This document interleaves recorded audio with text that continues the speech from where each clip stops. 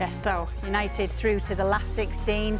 Third now is where they finish it in the standings and could face one of Real Sociedad, Galatasaray, Azad Alkmaar and also Midtjylland when it comes to the last 16. This is how the top of the table looks, where they find themselves finishing here. Let's welcome in Ian Dark and Nazem Anua to talk more about what we saw. Start with them, because I feel I get a more positive vibe from these two. What are you trying to say? It's okay. I don't understand. Where does that come from? This is exactly where I'm going. Negative. Oh, well, we'll find out, won't we?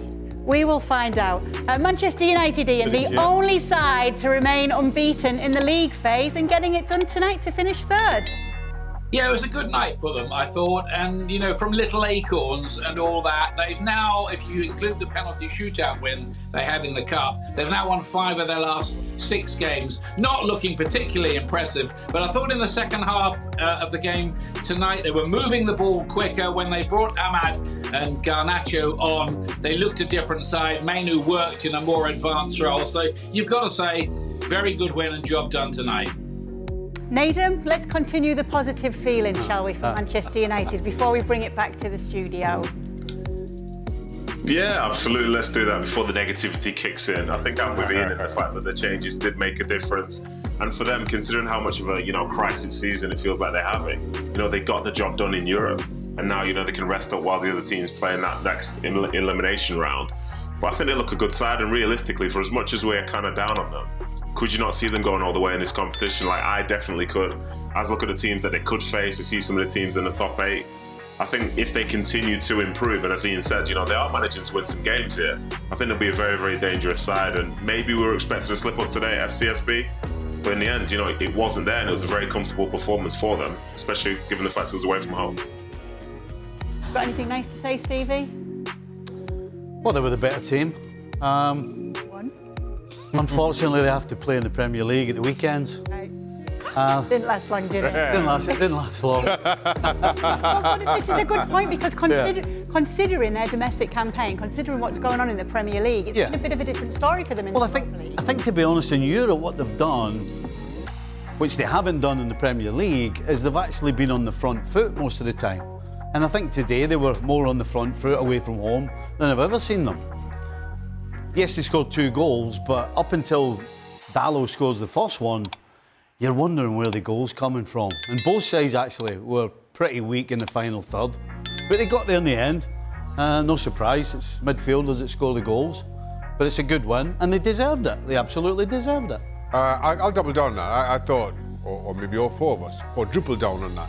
United were the better team, and maybe because it's United, you wonder where that goal is going to come from. But let's be honest, Manchester United made all the running in this one. They're the one that created the bulk of chances, and you felt that if a goal was going to come, that's where it's going to come from.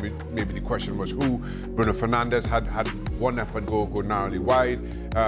We saw the Garnacho effort during the highlights. And it felt easy for United, in all honesty. But the only kind of question mark arises because we know how poor, we've seen how poor United can be from time to time, particularly in the league, but there were no real signs of that today. To Stevie's point though, Ian, it's Crystal Palace next in the Premier League. Are we saying that they can't beat Palace? No, I think they can beat Crystal Palace. Palace lost at home to Brentford last week. They've been very good away lately, Palace, not letting in many goals at all, getting a couple of 2-0 wins. I think it's a very, very tough and tight game, that one. But it's Old Trafford, and coming off the confidence boost they've just had tonight, yeah, I think they could probably nick it. But, it's one of those, the way things have gone for them at Old Trafford this season, that could tilt either way, because they're a long, long way from being the finished article. And the first person, I think, to admit to that would be the manager himself. Only lost 1 in the last 7 in all competitions, Nathan. Are there any signs of progression in there for you? Let me just pause for a second to make sure I get this right. I think at times, yes. But overall, you kind of want to see more from them in terms of an attacking output. I think, as Stevie said, there's no surprise that some of the goals coming from midfield, because the front line hasn't really been up to what we would have expected from an Amorim side, expected from a Manchester United side who, we want to see be dominant, want to see be on the front foot. Domestically, they haven't really been that. But the fact is, for the players and for the manager, you pick up little bits of belief. Like you're winning, you're finding ways to win games. Sometimes you suffered, like against Liverpool and against Arsenal, you get the result, and then you're finding ways to win games. You've travelled away in Europe and you've gotten a result as well. And obviously, it's going to be difficult coming back to the Premier League with a Crystal Palace side that believe they can take points against them. But as I say, it feels like it is just a case of belief. They're starting to understand what their roles are just that little bit more. The manager's setting his way, and more importantly, come the weekend, the transfer window is going to be very, very close to being closed. People know where they're going to be. We get an idea of what they're going to be looking like for the rest of the season. And Nadem, let me stay with you on Alejandro Garnacho. There's a feeling among some of the Manchester United fans that it would be stupid to let him go. Where do you stand on that? So I would agree with that, and to be honest, the reason I agree with it is because he is so young. I think last time I checked, he's 20 years old. I think at times we, this is myself included, we almost perceive him to be somebody that is older, somebody that is more experienced. And some of the mistakes that he makes, we sort of hold him to a different standard as such.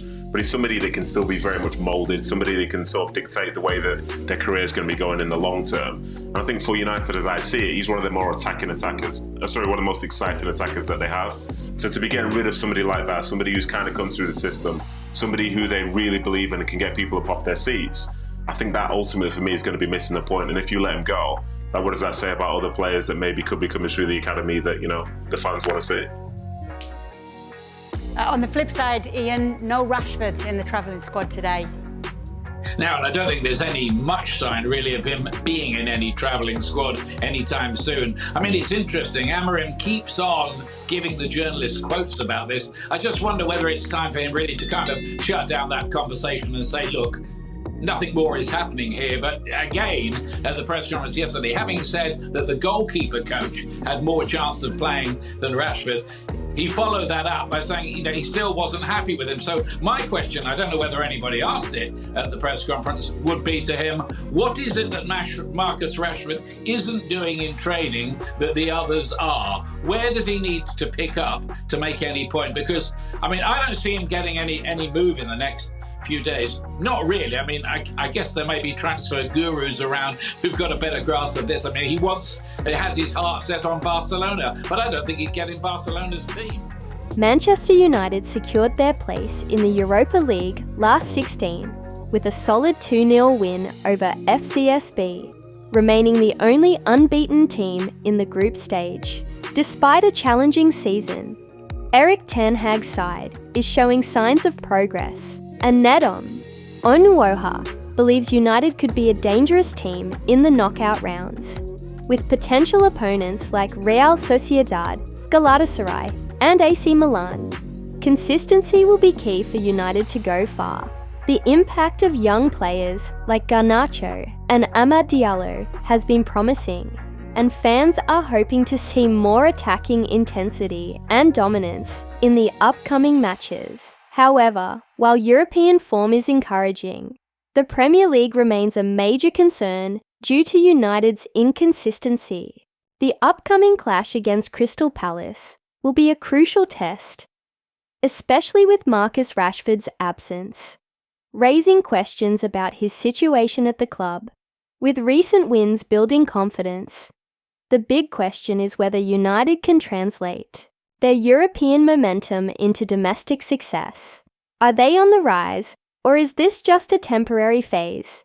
Let us know your thoughts in the comments.